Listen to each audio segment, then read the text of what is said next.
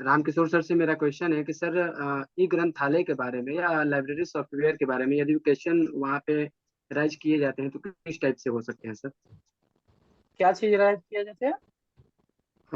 Library software जैसे कोहा हो गया, सियोल हो गया, लिप्सिस हो गया, तो ओके। या ई ग्रंथालय हो गया, तो क्या इस पे प्रैक्टिकल करा करके दिखाया जाएगा या उसके बारे में डिटेलिंग आपसे ली जाएगी सर? नहीं, आपको कराएंगे तो नहीं, क्योंकि उनके पास इतनी टाइम नहीं होगी कि आपको कंप्यूटर पे बैठा के कराया जाएगा। बेसिकली अच्छा। चांसेस है कि आपको वर्बली पूछ लिया जाएगा स्टेप कि अगर सर्कुलेशन है तो सर्कुलेशन का आप स्टेप बताओ कि ई ग्रंथालय में कैसे करोगे। ठीक है, कैटालॉगिंग कैसे करोगे, इस वर्बली पूछ सकते हैं। Okay sir. Sir extension service किसे कहेंगे रामकिशोर सर? जी, एक्सटेंशन सर्विस जो होते हैं ना, जैसे जी अपना थर्ड लो है कि एवरी बुक्स इट्स रीडर्स, तो इसको जी फुलफिल करने के लिए एक्सटेंशन सर्विस लाया गया। मतलब जो यूजर लाइब्रेरी नहीं आ पा रहे हैं वहाँ जी सर। उसके लिए लाइब्रेरी ही उनके पास चले जाए, इसी के तहत आया मोबाइल लाइब्रेरी, यानी लाइब्रेरी ऑन व्हील। ठीक है, इस कॉन्सेप्ट का ये जो इसका उद्भव हुआ चक्की पे वो इसी पहले सर। कॉन्सेप्ट के लिए हुआ है। जी। जी सर। सर ये और सर सिस्टर डिलीवरी लाइब्रेरी किसको डिलीवरी कहेंगे? डिलीवरी ऑफ बुक्स एक्ट क्या है सर? हाँ, डिलीवरी ऑफ बुक जो है ये 1954 में आया है, जिसके जी तहत जो है हमारी जितने भी रिपोजिटरी सेंटर है, जो जी कि चार है हमारे देश में। पहला नेशनल लाइब्रेरी ऑफ इंडिया, दूसरा जी कौन मेरा पब्लिक लाइब्रेरी चेन्नई, हाँ तीसरा दिल्ली हाँ पब्लिक लाइब्रेरी, और चौथा जी जो सेंट्रल लाइब्रेरी मुंबई। ठीक है, तो ये जी चारों को जो है एक एक प्रतियां, जितने भी पब्लिशर है एक एक जी। प्रति चारों होम्स की मतलब सिटी में इसको डिपोजिट किया जाता है। यही हुआ delivery of book act. Neha ये मैम। सर चारों ये सिस्टर लाइब्रेरी में किया लाइब्रेरी के जाता है बारे ना में कुछ सर? बताएंगे? नेहा मैम, जी जी, मेरा एक क्वेश्चन सिंगल आपसे सिंगल कॉपी। कि दो जी बच्चों में एक सर। बार झगड़ा हो गया था, तो एक बार तो मैंने उनको सॉल्व कर दिया था, लेकिन मुझे ऐसा लग रहा है कि फिर से वे दोबारा झगड़ा कर सकते हैं, तो इस सिचुएशन में हमें क्या करना चाहिए? सर, एज ए टीचर अगर इसको हम आंसर करें मैम तो ये ये बात फिजिकल बहुत सही। एजुकेशन से रिलेटेड है। Okay, no problem sir. Sir as a teacher आपने जो किया, आपने उसको सॉर्ट आउट किया, this is very good effort that you made. पर क्या होता है बच्चों के अंदर, हम उनको समझा भी देते हैं तो कोल्ड वॉर जो है वो चलती रहती है अंदर ही अंदर। हम थोड़ा, हमारा ह्यूमन नेचर है, थोड़ा सब किसी के सामने समझा भी देते हैं तो वो अंदर ही अंदर वो चलता रहता है and we are very much afraid कि ये कभी बाहर निकल के ना आ जाए। Sir I am audible? Yes ma'am, hello, continue. Continue Neha. Am I audible sir? Yes yes, continue. हाँ, ओके सर। मुझे लगता है कि कोल्ड वॉर जो है it keeps on continuing in children, तो हमें क्या करना चाहिए हर बार हमारी एक्टिविटी के अंदर उसको प्रमोट करने के लिए कि बच्चे मिलजुल कर करें। उन दो बच्चों को जिस पे आप पॉइंट आउट कर रहे हो, बार बार उनको एक ही टीम में डालिए। और आपके पास तो बहुत अच्छा मौका है सर, फिजिकल एजुकेशन के टीचर्स को तो हर बार हर गेम के अंदर ग्रुपिंग करनी पड़ती है। हमारी क्लास के अंदर तो we don't get such time कि हम बार बार ग्रुप्स बना के हर एक टॉपिक को करवाएं। तो इसके अंदर हम उन दो बच्चों को सेम ग्रुप के अंदर बार बार डालेंगे। जब वो वही बात है, दो बर्तन बार बार इकट्ठे बजेंगे तो कहीं ना कहीं उनको सॉल्व करने का हमारे पास भी ऑप्शन मिलेगा। कोई बात नहीं, एक बार उनकी प्रॉब्लम सामने आए, will again sort it out, will again sort it out. उनको फिर खुद ही शर्म आने लग जाएगी सर। मुझे तो लगता है कि हमें बार बार टीचर को इन्वॉल्व करना है and they will sort it out. And other can also, other children उनके पीयर ग्रुप्स के अंदर अगर ये कंट्रीब्यूट करें कि उनको ऐसा नहीं करना है, पीयर ग्रुप्स को हम समझाएंगे कि आप उन लोगों को समझाइए, तो that can also be a best method. Ma'am, Neha ma'am, अगर ये मेरा पूछा आपसे जाए, ये क्वेश्चन है। अगर कि आप एक शिक्षक के रूप में अपने शिक्षण को अन्य शिक्षकों की तुलना में प्रभावशाली कैसे बनाएंगे, अलग कैसे रखेंगे? As a you are asking me teacher madam? जानना चाहूंगी आपसे कि मैं टीजीटी हिंदी के लिए इंटरव्यू देने वाली हूँ, तो इसके लिए मेरा क्या रिप्लाई होगा? एक्चुअली मैम ये सबका एक बहुत स्पेसिफिक और बहुत पर्टिकुलर आंसर होता है। मुझे लगता है कि इसको थोड़ा सा बताने में I am prepared according to my mindset, और आपको अपने माइंडसेट के अकॉर्डिंग इसमें प्रिपेयर करना पड़ेगा।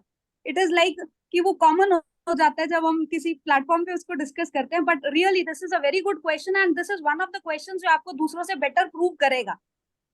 तो yes ma'am. it is a sincere request from my side कि I cannot answer this on this platform, sorry।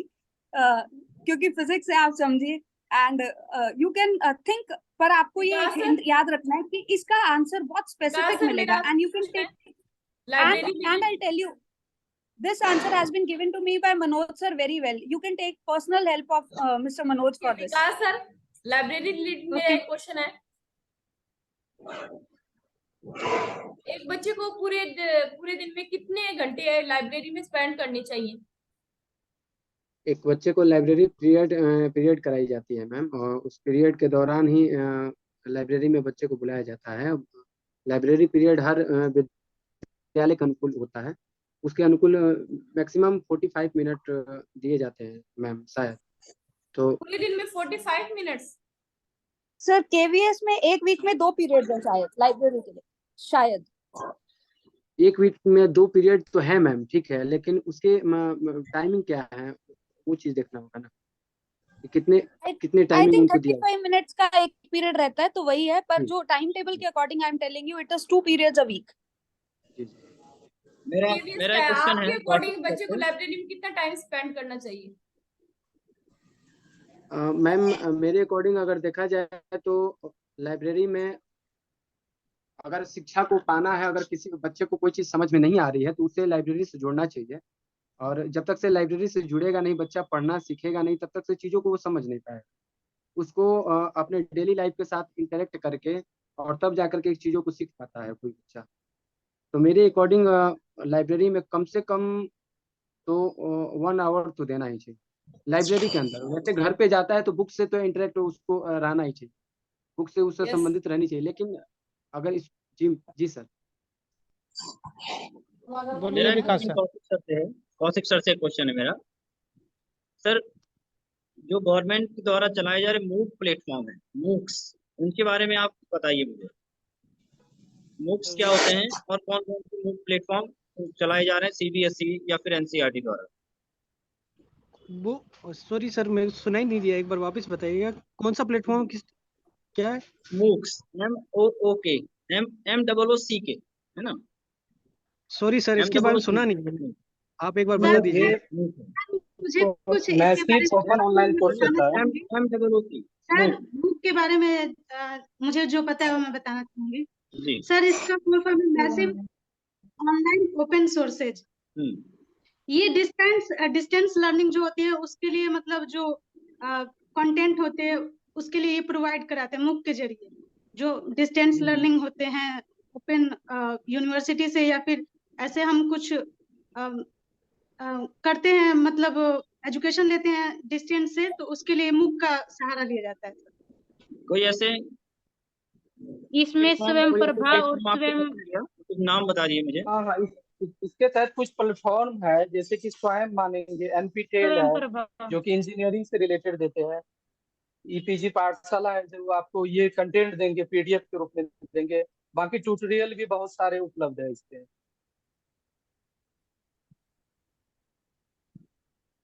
Next question fast. Sir मेरा क्वेश्चन फिजिकल सर से है, फिजिकल वालों से। सर आप कोई गेम खिला रहे हो बच्चों को, अगर बच्चा कोई चोट, किसी स्टूडेंट को चोट लग जाती है तो आप उस समय क्या करोगे?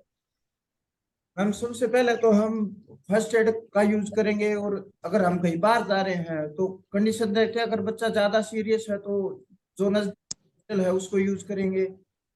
और मैं भी जैसी कंडीशन है उस हिसाब से जो भी पॉसिबल हो सकता है वो इजीली हम करने तो की सर कोशिश और भी बच्चे, उनका क्या करोगे आप, उनको कैसे हैंडल करोगे? क्या मैम?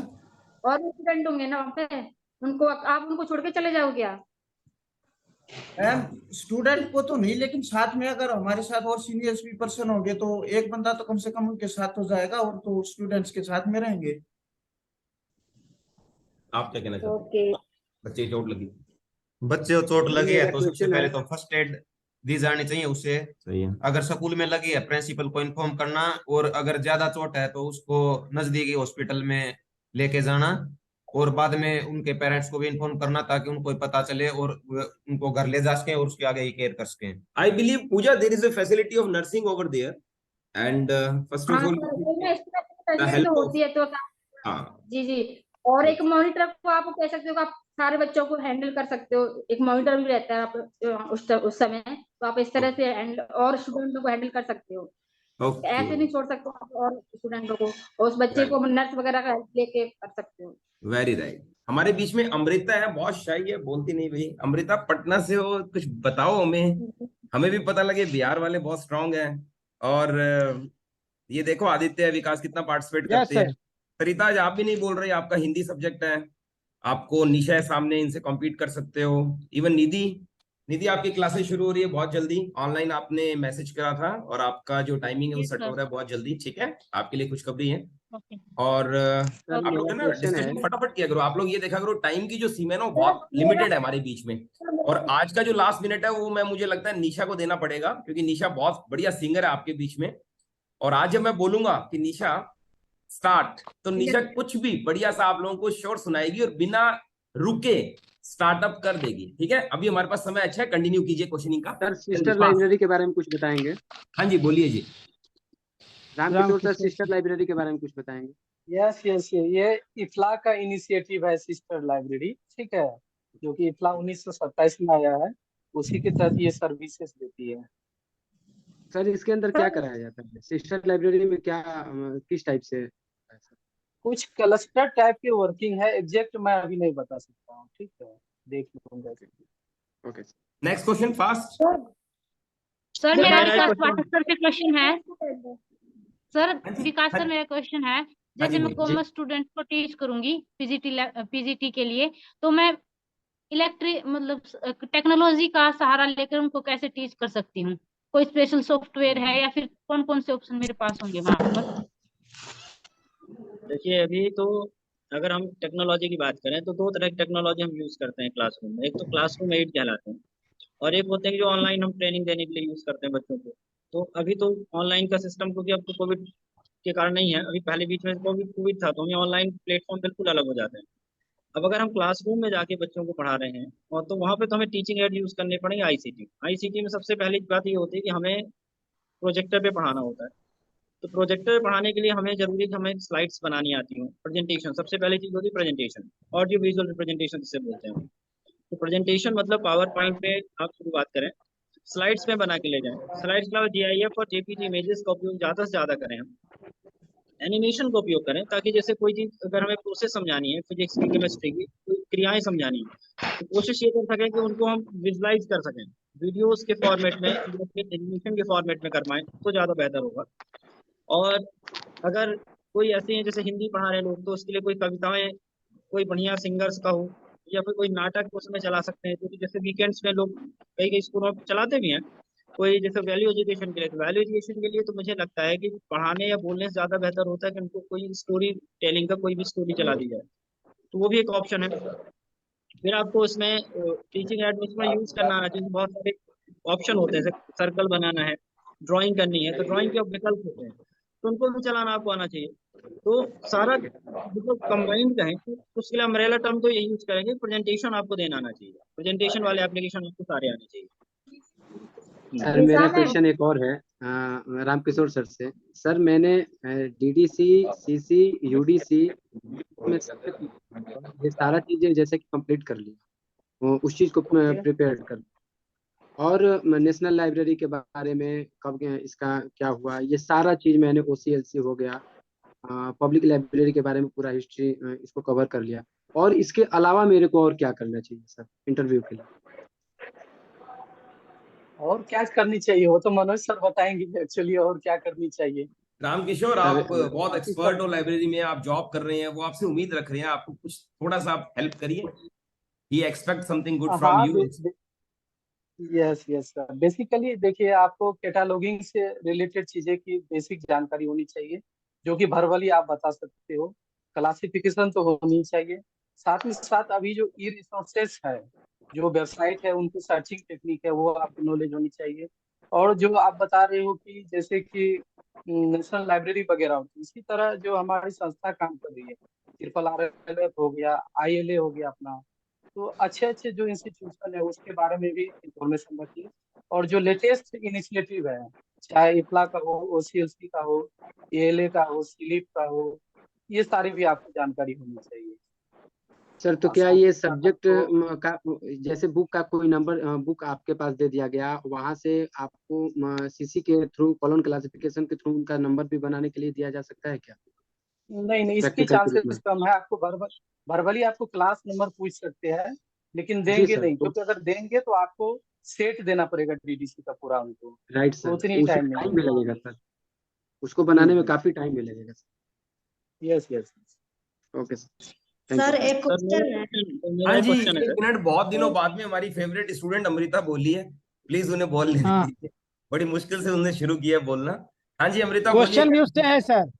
हाँ जी, वेट वेट अमृता बोलिए, क्या पूछ रहे हैं?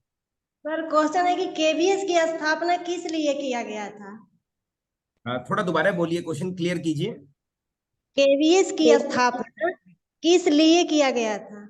हाँ जी, हमारे इसका डिफेंस आंसर कौन पर्सन देना के लिए चाहेगा? किया गया था, विकास, हमारे हाँ डिफेंस बोलिए। पर्सन के लिए किया जाएगा, जो कि रिमोट एरियाज में रह रहे हैं, उनकी ड्यूटी लग जा रही थी, तो उनके बच्चों की पढ़ाई में बाधा आ रही थी, उसको देखते हुए ताकि वो अपना ड्यूटी भी संभाल सके, उनके बच्चे भी पढ़ पाए, एक बहुत ही सामान्य पाठ्यक्रम के माध्यम से शिक्षा देने के लिए, उच्च गुणवत्ता के लिए, उच्च गुणवत्ता की शिक्षा देने के लिए केवीएस की स्थापना की गई, जो कि सेंट्रल स्कूल थे, जो 20 स्कूल थे, उसी को केवीएस के अंदर, केंद्रीय विद्यालय के अंदर कन्वर्ट कर दिया गया। इसीलिए मेन पर्पस इसका यही था कि उनके बच्चों को एक सामान्य पाठ्यक्रम के माध्यम से शिक्षा दिया जा सके। बिकॉज ऑफ ट्रांसफर्स उनकी जो स्टडी थी वो हैम्पर होती थी, राइट। जी नेक्स्ट जी। क्वेश्चन, बहुत बढ़िया अमृता, वेरी गुड। एनसीईआरटी और सीबीएसई में क्या डिफरेंस होता है? चलिए बताइए। मैडम एनसीईआरटी तो एक ऑर्गेनाइजेशन है जो कि मेनली जो बुक्स और कंटेंट होते हैं ना वो प्रोवाइड कराती है बच्चों को।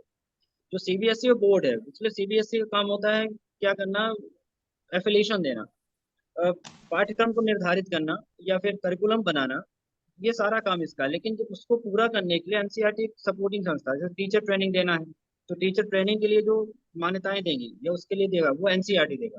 बुक्स राइट करना बच्चों के लिए वो भी एनसीईआरटी करेगा। कुछ एग्जाम्स ऐसे हैं जो दोनों कराते हैं, जैसे कि अगर कोई इसका एग्जाम देखें केवीएस का, तो उसने सीबीएसई ने करा लिया, लेकिन एनसीईआरटी भी कुछ एग्जाम्स कराते हैं, टैलेंट हंट है तो एनसीईआरटी करा देगा। तो दोनों इंडिविजुअल बॉडी हैं, बट एक का काम है ट्रेनिंग और बुक्स अवेलेबल कराना, स्टडी मटेरियल, और दूसरा उसको रेगुलेट करता है। और कुछ इसमें निशा मैम, एडिशनल इन्फॉर्मेशन तो बता दीजिए एनसीईआरटी आप। गवर्निंग बॉडी है या ऑटोनोमस बॉडी है? मैम ये एनसीईआरटी ऑटोनोमस है सर। ऑटोनोमस तो ऑटोनोमस बॉडी है। एनसीईआरटी, एनवीएस, केवीएस सारे के सारे ऑटोनोमस बॉडी हैं। मेरा एक क्वेश्चन कौशिक सर से है। सर सुन पा रहे हैं मुझे?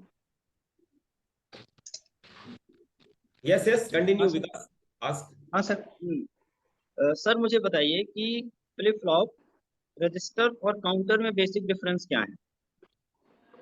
फ्लिप फ्लॉप और सर एक बार वापस बोलिए।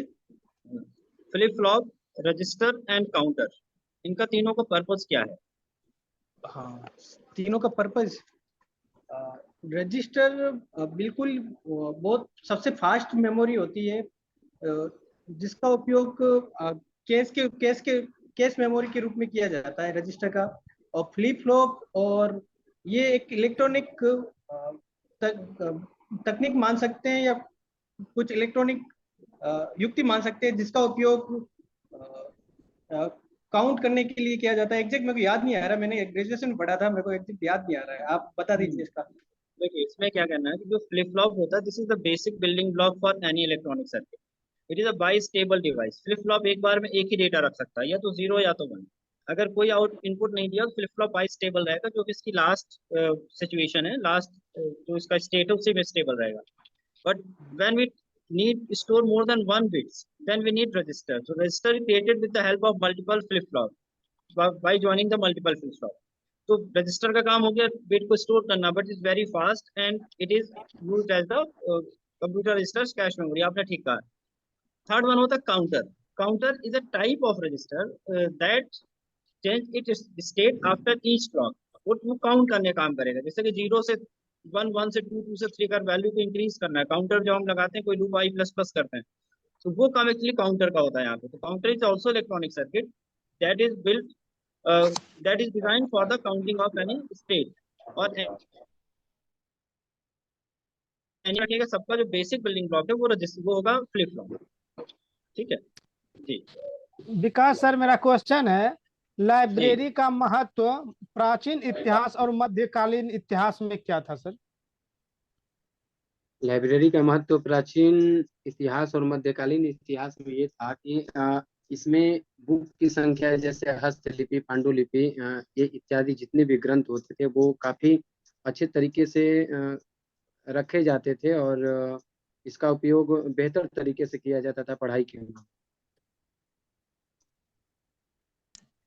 रामकिशोर सर कुछ बताएंगे? नहीं, आपने बताया कि संरक्षित किया जाता है, वहां तक ठीक था, ठीक है, लेकिन उसका बेहतर इस्तेमाल नहीं होता था। इतिहास काल में हमारे पुस्तकों का वो जो है सिर्फ संरक्षित करने के लिए होता था, ठीक है। तो प्राचीन जो काल में जैसा सर? कि रंगनाथन साहब, हाँ, प्राचीन काल में सिर्फ पुस्तकें संरक्षित होती थी, जो कि बड़े बड़े लोग ही उसको, मतलब विद्वान ही उसको पढ़ सकते थे, एक आम नागरिक उसको नहीं पढ़ सकते थे, ठीक है।